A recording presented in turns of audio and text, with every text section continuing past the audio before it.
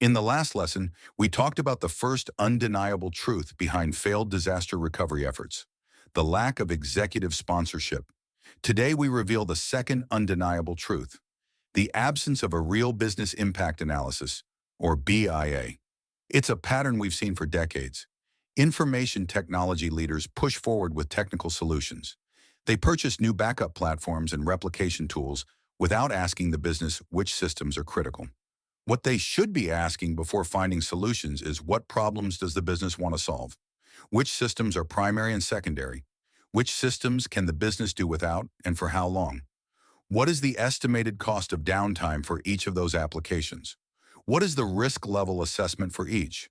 Would they rather mitigate, plan, or transfer the risk? What we've seen consistently is that for some reason, information technologists don't consult finance, sales, operations, or customer service. A true business impact analysis starts with a system inventory, an inventory of each system, the business process affected, the owner of that system, the users of that system, and the system components. Then you assess the cost of downtime, measured per hour for each of those systems, based on lost or delayed sales, regulatory fines, contract breaches, lost productivity, and restoration expenses.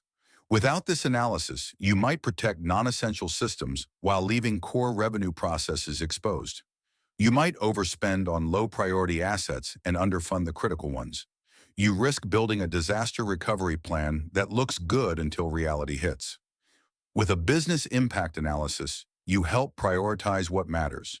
You align recovery tiers to business value. You justify your DR budget with hard numbers. And since you are working with leadership and the business managers, no one can ignore the findings. Let them make the choices and measure the risk. Remember, you are supporting the business.